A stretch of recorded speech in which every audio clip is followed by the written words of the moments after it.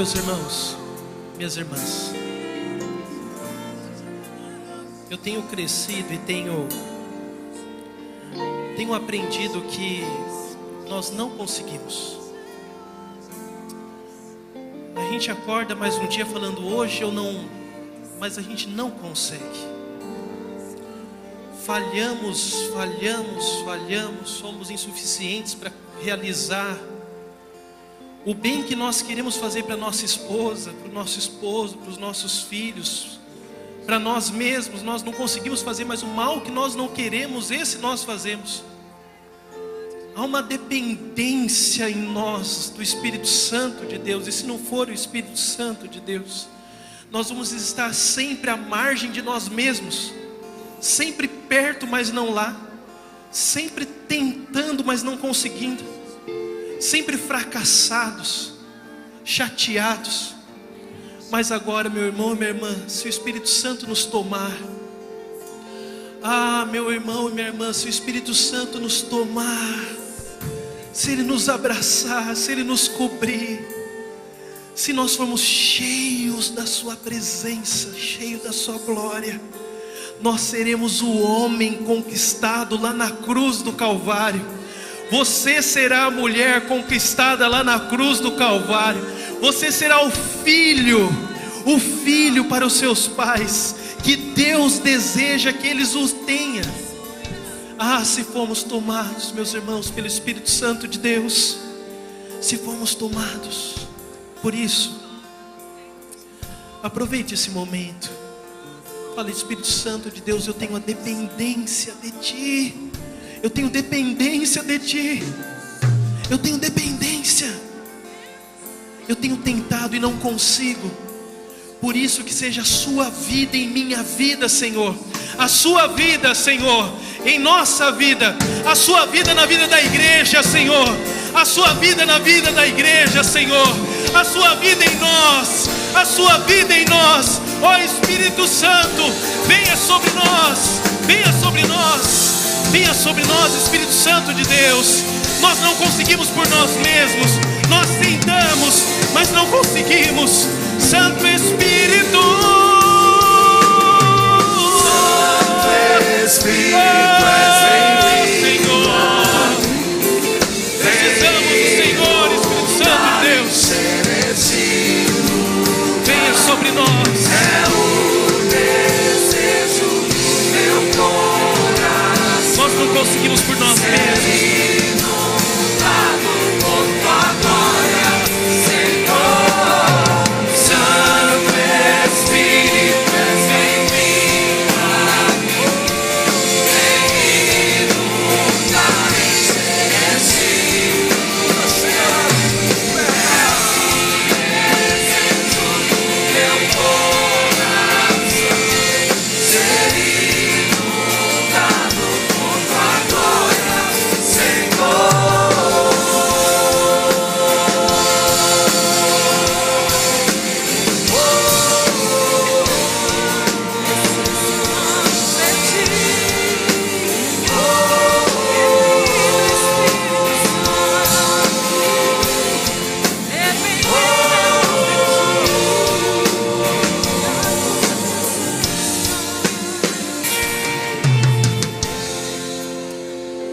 Gostaria de pedir que você se sente, mas gostaria de pedir que você se sentasse ainda em adoração ao nosso Senhor Jesus Cristo, adorando o seu santo nome. Continue clamando no coração que o Santo Espírito de Deus venha ministrar à igreja, porque somente Ele tem uma palavra a você. Pastores, homens e mulheres não têm uma palavra, a não ser o Espírito Santo de Deus que quer ministrar ao seu coração. Eu não sei como você está, mas gostaria muito, muito que você abrisse o seu coração a ouvir a voz do Espírito Santo de Deus. Nós estamos trabalhando sobre o tema Minha Casa, Minha Igreja. É um tema que o pastor Everson iniciou no domingo passado. E dentro dessa temática, refletindo nesses dias, ouvindo e sendo ministrado também pela palavra ministrada pela vida do pastor Everson, eu me lembrei do Salmo de número 127, esse salmo que eu gostaria de ler com a igreja e refletir algumas coisas à igreja e junto com a igreja a respeito da nossa responsabilidade e da importância que temos de fazermos novamente uma intersecção entre casa e igreja, entre vida e fé. Nós estamos vivendo de fato uma secção. Nós precisamos fazer uma intersecção. E na verdade essa intersecção acontece quando Deus nos edificar. Quando Deus edifica um homem e a mulher, este homem e esta mulher não tem casa ou igreja, ele é do Senhor, independente de onde eles estejam. E na verdade, vida e fé se abraçam quando esse homem é do Senhor Jesus Cristo. E é sobre isso que eu gostaria de falar. Se eu pudesse dar um título para essa nossa reflexão, é: Senhor, edifique em mim a casa e a igreja. Senhor, edifique em mim a casa e a igreja. Salmo de número 127 diz assim: se o Senhor não edificar, se o Senhor não edificar a casa, em vão trabalham os que a edificam. Se o Senhor não proteger a cidade, em vão vigia a sentinela. Inútil será você levantar de madrugada, repousar tarde. Isso para mim é insônia. Comer o pão das dores, isso para mim é falta de apetite. Pois Ele o supre aos seus amados enquanto dormem. Os filhos são herança do Senhor, e o fruto do ventre é a sua recompensa, o seu galardão. Como flecha na mão de um guerreiro, assim são os filhos preciosos, os filhos da mocidade. Bem-aventurado o homem que com eles, ou a mulher que com eles enche a sua aljava. Quando enfrentarem os inimigos numa disputa, não serão envergonhados. Eu gosto muito dos livros de Salmos, gosto muito. E eu sempre, quando tenho a oportunidade de ministrar a respeito dos Salmos, eu falo um pouco a respeito da espiritualidade dos homens e mulheres que não somente escreveram o Salmo, mas que viviam nesse contexto. Você sabe, acredito que sim, que os Salmos eram cantados, a maioria deles eram cantados. E nós estamos dentro de uma coleção agora. Essa coleção que está nas duas páginas da sua Bíblia aberta aí, são salmos que se estendem do Salmo 120 ao Salmo 131, são micro-salmos, salmos pequenos. É porque eram salmos cantados na peregrinação do povo judeu, dos seus vilarejos, até Jerusalém, quando ia cultuar o Senhor. Eles iam então viajando e cantando, e seguindo a canção. Essa era a ideia. Eles iam ouvindo e falando a respeito de Deus. Se você olhar com atenção esse salmo de número 127 e o 128, você nota que eles são salmos irmãos, poderiam ser lidos juntos, talvez estrofes de um mesmo cântico. Mas o que eu gostaria de falar hoje é que este salmo que nós lemos, assim como todo o livro de Salmo, nos mostram, nos revelam como o homem e a mulher do Antigo Testamento, como o homem e a mulher, o povo da Bíblia, o povo do Salmo, se relacionava com Deus. Como é que eles experimentavam o que nós chamamos de Deus? E eu sempre aprendo com essas pessoas, porque elas experimentam, se relacionam com Deus de uma maneira muito diferente com que nós hoje nos relacionamos. A maneira como o povo da Bíblia e o povo do Salmo se relaciona com Deus é muito diferente da forma como talvez você esteja se relacionando. Por isso que nós ficamos fascinados com os Salmos, porque eles misturam uma preocupação que eles estão tendo com o rebanho, com os frutos da sua colheita, com as questões da alma. Deus é o mesmo Deus que escuta as orações a respeito das plantações que nos estão vindo, e escuta as orações e gemidos da alma. A espiritualidade passa pelo cotidiano dessas pessoas. Deus passeia pela vida. O salmo é encharcado de vida, encharcado de Deus, porque Deus não está distante da vida. É isso a primeira coisa que o povo da Bíblia nos ensina. Por isso é que, fazendo uma crítica ao nosso próprio tema, eu acredito que se nós tivéssemos aqui famílias judaicas do Antigo Testamento, se nós conseguimos com uma máquina do tempo trazê-los aqui, e eles olhassem essa ministração, minha casa, minha igreja, eles achariam um pouco estranho. Porque eles perguntariam: como assim minha casa, minha igreja? Como assim sua casa, sua igreja? Como assim fé e vida? Como assim você não faz parte, ou a casa e a igreja não faz parte de uma mesma experiência que é você? Isso porque essas pessoas, elas não apartavam, assim como nós, fé e vida. Fé e vida se misturavam no caldo que nós chamamos ser humano. É dentro deles que a fé e a vida estavam manifestas. Na verdade, a vida é a manifestação da fé, e a fé é a expressão da vida. A fé é um modo de se viver. É por isso que para eles é mais ou menos assim. A ideia é como se fosse um embaraço entre fé e vida, e não dá para você saber onde começa a vida e onde termina a vida, onde começa a fé e onde termina a fé, porque fé e vida se entrelaçam.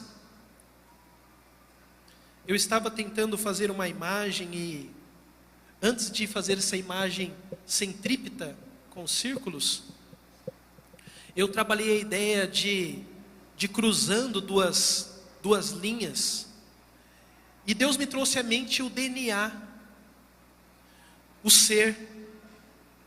Se não fosse então essa imagem de círculos, mas fossem duas linhas, a gente teria a cena de um DNA, a cena daquilo que compõe a nossa existência: fé e vida. Esse tema então, ele é muito adequado a nós, mas estranho para o povo dos Salmos. Primeiramente, como eu disse, essas pessoas, elas não tinham fé e vida como seções separadas, como dimensões diferentes. Há um entendimento de que o encontro com Deus dá um novo significado à vida, e há um entendimento de que a vida é a experiência da fé, é a fé em movimento, é a fé em manifestação. A vida é a fé em manifestação. No encontro com Deus, eles compreendem que não há vida sem Deus. De fato, foi isso que nós ouvimos a ministração do Paul. Não há vida sem Deus. Não há vida sem Deus porque a mulher sem Deus não é mulher. O homem sem Deus não é homem. O sopro de Deus é quem faz a gênese do homem e da mulher. É por isso que está no livro de Gênesis. O princípio do homem e o princípio da mulher é o sopro de Deus. Por isso, como assim minha casa, minha igreja? Como assim fé e vida? Não existe vida sem fé. Não existe vida sem Deus. Uma segunda coisa que faz com que esse salmo seja, ou esta ideia, seja confusa para o povo da Bíblia, é em relação à palavra casa. A palavra casa, tanto no Antigo Testamento quanto no Novo Testamento, não tem diretamente a ideia de alicerce, tijolo, telhado, janelas e portas. Mas a palavra família na Bíblia é a mesma palavra para casa. Não há um termo, um verbete para família. Por isso que casa e família, ou casa e papéis familiares se misturam. E por isso que o salmo que nós acabamos de ler pode e deve ser lido assim: se o Senhor não edificar-me, se o Senhor não edificar as relações que eu tenho, que eu estipulo em minha casa, se o Senhor não edificar a minha paternidade, se o Senhor não edificar a minha hombridade, se o Senhor não edificar a minha maternidade, se o Senhor não edificar a minha filiandade, se o Senhor não edificar a forma como eu me relaciono em casa, em vão trabalham aqueles que edificam. Seria um pouco confuso então para essas pessoas, porque elas perguntariam: casa é você, não existe casa sem você. E de fato, você e eu experimentamos isso. Por exemplo, os meus pais, se mudaram para uma outra cidade. Antes, ir à casa dos meus pais era ir à casa onde eu nasci, em Araraquara. E estar naquela estrutura física, era estar em casa. No entanto, as primeiras férias que eu passei agora numa outra casa, porque os meus pais se mudaram-se de cidade, eu não senti falta da casa, porque estar com eles é estar em casa, não é isso que nós falamos? Estar com as pessoas que nós chamamos de família é estar em casa, não é? Em todo e qualquer lugar. Então nós experimentamos um pouco aquilo que o povo da Bíblia fala: casa não é estrutura, casa não é uma instituição, casa é relação. Casa são relacionamentos. Em todo e qualquer lugar onde há esses relacionamentos, você se sente em lar, você se sente em casa. No entanto, meus irmãos e irmãs, esse tema para mim e para você é muito propício, necessário e urgente. Esse tema, minha casa, minha igreja, para nós cristãos do século 21, é necessário. Para essas pessoas não. Para essas pessoas, elas entendiam que elas eram casa e elas eram povo de Deus e nós somos a igreja. Nós hoje não estamos entendendo mais assim. E por isso esse tema é muito importante para mim e para você. E eu gostaria de pensar em 2 motivos que esse tema é muito urgente. 2 motivos que fazem com que esse tema seja necessário a ser pregado para mim e para você. 2 motivos que fazem com que eu e você precisamos de fato olhar várias vezes para essa cena e pensar: minha casa, minha igreja, minha casa, minha casa, minha igreja. E eu gostaria de denunciar esses 2 motivos e depois, como final da nossa reflexão, apontar um caminho, que é o caminho apontado pelo Salmo de número 127. O primeiro motivo que eu acredito que faz com que esse tema seja adequado, mesmo sendo antiquado para o povo da Bíblia, é por causa disso. É porque nós estamos com os pés em 2 barcos. É porque nós separamos a vida e separamos vida de fé e criamos sim um barco da vida e um barco da fé. Nós sim estamos conseguindo viver uma loucura de conseguir separar fé e vida e de caminharmos ou viajarmos ou navegarmos pela nossa vida com os pés, um em cada barco. Cada vez mais, eu e você, nós vivemos a forma constrangedora de tentar conciliar realidades que são inconciliáveis. Cada vez mais a igreja tem inaugurado maneiras criativíssimas em seus ministérios, no seu interior, para tentar unir o barco de Jesus Cristo e o barco do mundo. Cada vez mais eu e você estamos sendo criativíssimos para conseguir unir na nossa vida uma vida de oração e uma vida de podridão. Eu e você, nós conseguimos fazer isso de uma maneira muito tranquila. E por mais que o mundo veja que as nossas pernas estão abertas, nós conseguimos conciliar. Por mais que o mundo veja que é ridículo, nós conseguimos conciliar. Eu consigo conciliar uma vida de temor ao Senhor e uma vida de não temor ao Senhor. Eu consigo conciliar o barco de Jesus Cristo e o barco do mundo. Eu tenho conseguido. E por mais que eu sinta, quando eu olho no espelho, uma vergonha de mim mesmo, mas eu abano a cabeça e bola para frente. Eu consigo. Por mais que talvez aquilo no momento de sensibilidade me machuque, quando os meus próprios olhos no espelho mostram aquilo que Tiago fala: você é um homem de ânimo dobre, você é uma mulher de ânimo dobre, mas eu respiro fundo e falo: eu acho que é assim mesmo. A igreja hoje é assim. E de fato, nós precisamos ouvir várias e várias vezes a palavra que foi ministrada pelo pastor Everson no domingo passado. E pensarmos várias e várias vezes se nós não estamos vivendo hipocrisia. E eu gosto, e as pessoas que estão mais próximas de mim sabem, eu gosto muito de analisar a etimologia das palavras. Quando o pastor Everson estava pregando sobre hipocrisia, e me citou os versículos que Jesus Cristo faz uso da palavra hipocrisia, eu fui ali na Bíblia em grego e tentar entender o que é hipocrisia.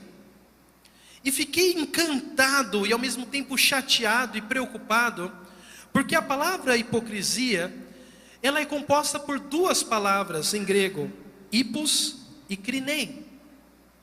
Hippos é estar sob, estar subjugado, aceitar. Hippos. E krinein é separação. Hipocrisia é estar subjugado, vivendo em separação, que vai rachar você ao meio, que vai rachar você. Hipocrisia é uma vida, é um estilo de vida abaixo ou sob uma separação. Nós estamos dividindo a nossa vida em seções. De fato, é isto que é a nossa moda, é isso que esse mundo chamado pós-moderno coloca como moda. É de você estar fragmentado, é de você quantas vezes mais ser polivalente, e ser múltiplos. Hoje na sua empresa, admiram funcionários que são polivalentes. Na nossa sociedade, quanto mais múltiplo você for, quanto mais de você tiver, e quanto mais habilidade você tiver de negociar mundos, organizar situações, mais adequado para essa sociedade você é. No entanto, quando nós chegamos na comunhão de Deus, que nos quer inteiro, nós não sabemos mais o que fazer. Quando nós chegamos na comunhão de um Deus que não nos quer fragmentado, esfarinhado, dividido, mutilado, e nos quer inteiro, nós não sabemos mais o que fazer. E assim como Adão e Eva, nós escondemos a nossa nudez, e não queremos entrar na sua comunhão. Quando nós tentamos ficar em oração e percebemos que o nosso pensamento mais não tem um foco, mas tem múltiplos focos. E orando, eu estou pensando no meu trabalho. E orando, eu estou pensando nos meus filhos. E por mais que eu chacoalhe a cabeça, eu falo, Senhor, eu não consigo me concentrar. E o Senhor fala, eu entendo.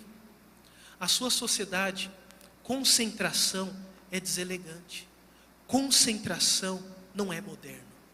Ser único, estar aqui, inteiramente aqui, não é elegante. Eu preciso estar com meu celular conectado na rede mundial e interligado em todas as coisas, pensando em todas as coisas. Eu preciso estar aqui, mas estar no meu trabalho. Eu preciso estar no meu trabalho e estar num outro lugar. Eu preciso estar pensando em ações, preciso estar pensando em valores. Eu preciso ser universal. E é por isso que você não consegue simplesmente, e eu não consigo simplesmente, entrar em oração e sossegar a nossa alma. Porque nós estamos multiplicando os barcos.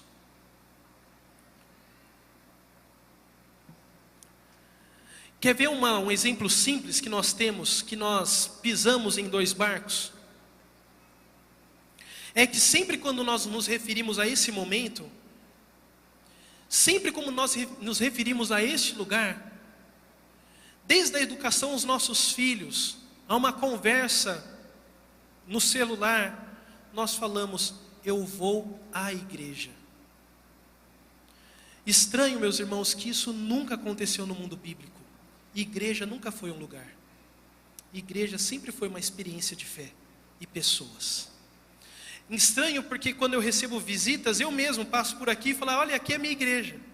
Aqui não é sua igreja. Aqui não é minha igreja. Igreja somos nós. Deus está aqui porque nós estamos aqui. Deus está aqui porque o seu povo está aqui. E como eu disse no primeiro culto, Deus estava presente embaixo de uma sombra no Panambi, porque a igreja estava embaixo de uma sombra no Panambi. Igreja não é lugar. Igreja é compromisso, experiência de fé e comunhão nossa com o nosso Senhor. No entanto, por criarmos essa ideia de ir à igreja e não sermos a igreja, nós criamos um vácuo na nossa vida. é como se tivesse um espaço em que nós pudéssemos optar até quanto eu sou de Cristo, optar até quanto eu não sou de Cristo.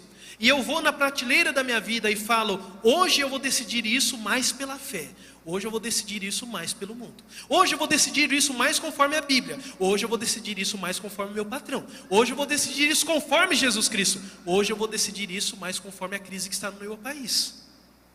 E eu organizo, manipulo a minha fé. Eu escolho até quanto, eu escolho quando, eu escolho como, eu escolho com quem ser mais cristão ou ser menos cristão. Isso é uma loucura, porque ser cristão é uma identidade e não são papéis. Ser cristão é ser. É por isso então que esse tema, minha casa, minha igreja, é tão importante. Porque de fato, nós estamos separando casa e igreja, vida e fé. Nós estamos cada vez mais divorciando realidades que não poderiam ser em nenhum momento separadas. Eu e você, na nossa caminhada cotidiana, no nosso dia a dia, desde o trânsito, em casa, a forma como nós lidamos com a nossa esposa, com o nosso esposo, com os nossos filhos, nós optamos.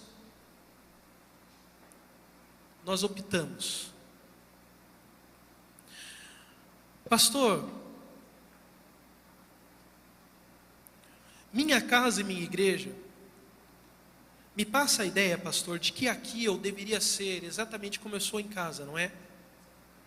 E deveria falar do jeito como eu falo em casa, não é? E deveria também falar em casa da mesma maneira como eu sou aqui. Porque eu sou a igreja. É isso? Mas talvez alguns pensem: não, aqui exige respeito. Aqui é um lugar que exige respeito porque Deus está aqui. Você não pode se comportar desse jeito aqui. Na sua casa não exige respeito? Deus não está lá? E a esquina não exige respeito? O respeito não é condicionado por lugares. A adoração não é condicionada por lugares. Foi isso que nosso Jesus Cristo respondeu à mulher no poço de Samaria. Alguns dizem que nós devemos adorar ali, outros dizem que nós devemos adorar aqui. E o Senhor o que diz? Vocês devem adorar em espírito e em verdade. Não é a geografia que determina a adoração, mas a identidade. Adoradores em espírito, adoradores em sinceridade, em verdade. Por vivermos divididos, nós criamos uma espiritualidade determinada por lugares, circunstâncias. Nós somos mais ou menos fiéis dependendo do onde, do como e com quem estamos. E é por isso que esse tema se faz efetivo e necessário a nós. Mas uma segunda razão, por que nós precisamos pensar na minha casa e por que nós precisamos pensar na nossa igreja? Uma segunda razão, a primeira razão, como você viu, é porque nós estamos em dois botes. E a segunda razão é porque nós estamos saindo de casa. Nós estamos sempre de malas prontas. Na menor das adversidades, no menor dos conflitos, o esposo vira para a esposa e fala: ó, eu vou sair de casa. Na menor das situações, a mãe fala para o filho: ó, eu vou te deixar. Uma sociedade totalmente fragilizada, com medo, que não sabe até que ponto mamãe e papai estarão aqui. Não sabe até que ponto, até quando mamãe e papai estarão aqui. Ou até quanto eu estarei aqui. É uma sociedade que está facilmente criando divórcios. Pior ainda, talvez você logo relacione essa imagem que essa mulher se divorciou. Esse é um dos aspectos. De fato, o número de divórcios tem crescido cada vez mais nas nossas sociedades. Mas há um outro tipo de divórcio mascarado e mais hipócrita, que é esta mulher de malas prontas, fora de casa, mas embaixo do mesmo teto. Ela está ali fisicamente, mas não está ali emocionalmente. O homem está ali fisicamente, mas não está ali emocionalmente. É um cônjuge com quem você não consegue conversar sobre as coisas da casa. É um filho que não mais comunga com o mesmo ambiente, não mais vive contigo. Malas prontas.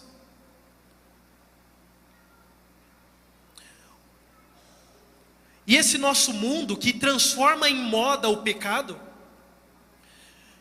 entende o sair de casa como sinônimo de liberdade. E esta mulher está feliz da vida, e a ideia é: eu sou livre. Porque liberdade para esse mundo é não ter responsabilidade. Liberdade para esse mundo é não ter vínculos. Liberdade para esse mundo é não ter amor. Eu sou livre porque eu não tenho que prestar contas mais. É uma sociedade que não quer mais prestar contas. Então, imagine você, homem, casado com uma mulher assim. Ou imagine você, mulher, casado com um homem assim, que está ali, mas não está. Você já não tem um homem há muito tempo. Você já não tem uma mulher há muito tempo. Vocês já não existem há muito tempo. Os seus filhos não estão mais há muito tempo. E hoje a palavra de Deus quer motivar você e a mim a olharmos nos nossos olhos, ou olharmos nos olhos das pessoas que estão conosco na nossa família e falarmos: vamos novamente ser família? Vamos novamente ser casal? Eu vou novamente ser pai? Homens e mulheres que não estão.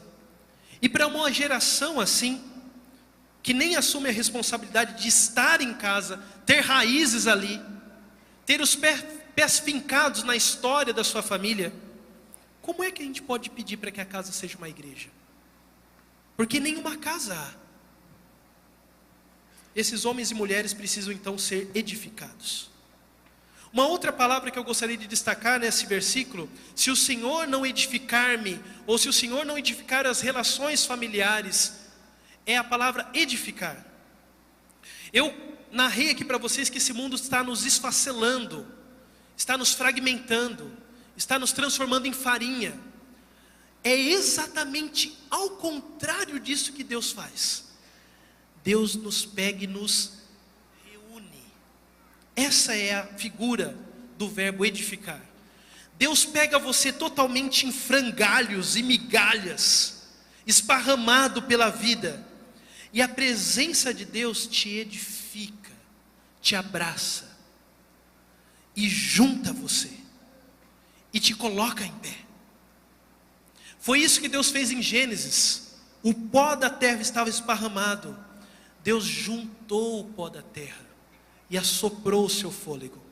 E esse pó da terra se transformou, que antes era pó, que antes era esparramado. Foi isso que aconteceu com Ezequiel, que o Paul narrou aqui a sua visão. Eram ossos esparramados, mas Deus recruta esses ossos e os coloca em pé. E esses dias eu, conversando, se não me engano, foi com o Francielo no final da Rede Jovem, falei: olha, essas pessoas que foram levantadas, elas foram levantadas para serem soldados. Não foram relevantados para: obrigado, hein, Deus, e cada um para a sua vida. Eles foram levantados para um propósito. Deus não somente levantou pessoas, mas levantou batalhadores, pessoas para lutarem. Pastor, como nós podemos fazer? Qual é a orientação da palavra de Deus? Pastor, eu me identifiquei com isso. O Espírito Santo de Deus está ministrando ao meu coração que eu estou separado, que eu estou dividido, divorciado. Como é que eu posso fazer? O que eu posso fazer? O que eu preciso fazer? A orientação de Jesus Cristo é: arrependei-vos e convertei-vos. Arrependam-se e voltem. Arrependam-se e fiquem diante da presença de Deus. Porque se o Senhor não edificar você, em vão será todo o seu esforço para se edificar. Se o Senhor não edificar a sua paternidade, em vão será todo o seu esforço para se edificar. Se o Senhor não edificar a sua maternidade, em vão será todo o seu esforço para edificar.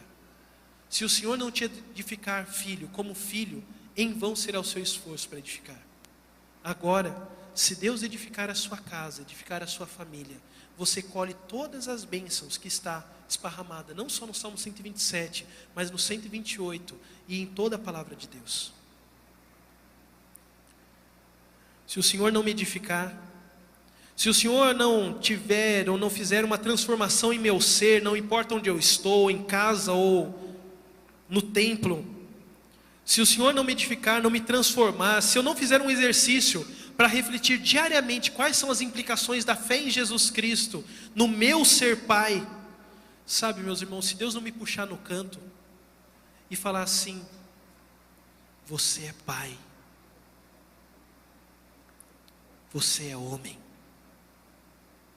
Se Deus não me puxar no canto num momento de comunhão com Ele e falar: você é mulher, e eu te criei para ser assim. Você vai ficar buscando referenciais de ser mulher, de ser pai, de ser filho, desde a internet a livros de autoajuda. Você vai ficar buscando referenciais em outros lugares. E sabe algo que eu tenho aprendido, meus irmãos? Nós não vivemos intencionalmente. Quando você acha que está vivendo intencionalmente, quando você acha que está vivendo sem intenção alguma, é porque você está sendo manipulado por uma intenção que você desconhece. Porque o ser humano, ele é constantemente influenciado por algo. Por isso, nós fomos criados para sermos influenciados por Deus. Jovens, talvez vocês falem assim: mas eu sou jovem, estou no século 21, faço uso de internet, gosto de estar na vibe, gosto de estar na moda, e como que eu posso ser jovem, Deus? E Deus responde para você: ser jovem para mim é isso. Porque primeiramente você é cristão e depois você é jovem. Você é um cristão jovem, não um jovem cristão. A sua juventude não deve manipular o seu cristianismo. É o seu cristianismo que deve ditar ordem à sua juventude. Homens, mas Deus, eu sou homem. Você sabe como que é, né, homem? Né? Homem sempre gosta de dar uma viradinha para olhar a menina. Homem sempre fala um pouco de porcaria mesmo. Não. Quem disse isso? Satanás, o mentiroso. Porque o ser homem em Deus é ser ditado conforme o propósito de Deus. Primeiramente você é de Deus e depois você é homem. Primeiramente você é a criação do Senhor e depois você é homem. Não é o seu gênero que deve ditar a sua forma de ser cristão. É o cristianismo que deve ditar a sua forma de ser homem. Mulheres, talvez vocês digam: a mulher fala muito mesmo, né, Deus? Mulher sempre faz uma fofoquinha aqui. Sabe, não é por maldade, é que mulher é assim. Não, mulher não é assim. É Deus quem determina quem a mulher é. É Deus quem determina quem você é. Primeiramente você é cristã do Senhor, e depois você é uma mulher em Dourados. É Deus quem determina como você será mulher em Dourados, do que a mulher em Dourados determina como você será em Deus. É a sua fé que determina a sua vida, e não o seu cotidiano que deve manipular a sua fé. Porque é muito fácil a gente falar: estamos em meio à crise, e não tem pior momento para que você solte a sua vida na banguela do que quando está em crise, porque já está tudo uma porcaria mesmo. Você é um cristão em crise. Assim você é um cristão em crise. Passe a crise como um cristão. Viva as dificuldades na sua casa como um cristão, como uma cristã. E não as dificuldades manipular a sua forma de ser com Deus, mas a sua forma de ser com Deus determinar a maneira como você vai olhar as coisas. A sua forma com Deus determinar a maneira como você vai se relacionar com seu cônjuge ou com seus filhos. Na educação dos filhos, pais, quantas vezes eu ouço essa desculpa? Mas é porque, pastor, eu fui educado assim pelo meu pai, que meu pai foi educado pelo meu avô, e que meu bisavô educou assim, e Deus é quem deve determinar a sua forma de ser pai, não a forma como você foi educado pelo seu pai. É Deus quem deve determinar a maneira que você deve agir com seus filhos, e não a sua tradição, não sua árvore genealógica. A sua árvore genealógica deve e precisa ser transformada pelo seu encontro com Deus, e não a árvore determinar como você é com o Senhor. Por isso, desde adolescentes, jovens, adultos, homens e mulheres, todos nós precisamos ser edificados pelo Senhor. Todos nós precisamos ser edificados pelo Senhor. Como fazer isso, pastor? Está terminando. A irmã já começou a tocar musiquinha ali. E o Senhor não apontou caminhos. Meu primeiro caminho é: esteja diante do Senhor. Fique. Se o pensamento quiser viajar, fique. Deus sabe. Fique. E fala: Senhor, eu quero ficar na sua presença, para o Senhor me ensinar a ser homem. Senhor, eu quero ficar na sua presença, para o Senhor ensinar a ser mulher. Eu não sei ser mulher. Senhor, eu quero ficar na sua presença, para o Senhor me ensinar a ser filho, porque eu não sei ser filho. Eu quero ficar na sua presença, para o Senhor me ensinar como ser adolescente, como ser jovem, porque eu não sei. E aí, faça algumas perguntas para Deus. A primeira pergunta, por exemplo: quais são as repercussões, quais são as implicações da minha fé em Cristo, Deus, na minha forma de ser pai? Deus, o que a fé em Cristo Jesus tem a vir e transformar a minha maneira de ser pai? Você é empresário, pergunte diante de Deus: Pai, quais são as implicações da fé cristã para que eu seja um empresário? Você que hoje é rico, ricaço, pergunte para Deus: Deus, quais as implicações da fé cristã, a minha maneira de ser rico? Porque não é a maneira de ser rico que deve ditar como você é cristão. Se você hoje é pobre, pobre, pobre de maré de si, pergunte para Deus: Deus, quais são as implicações da fé cristã quando eu não tenho? E não quando eu não tenho, eu determino como eu vou ser com Deus. É Deus quem determina. Jesus é o centro. Essas são algumas perguntas que você pode fazer. Nós costumamos dizer que Deus precisa entrar na nossa casa, mas o Salmo nos corrige: sem Deus não existe casa. Sem Deus a casa não existe. Por isso, ser pai, ser mãe, ser esposa, ser filho, ser irmão, ser irmã, ser namorado, ser namorada, as nossas relações devem ser apontados por Deus.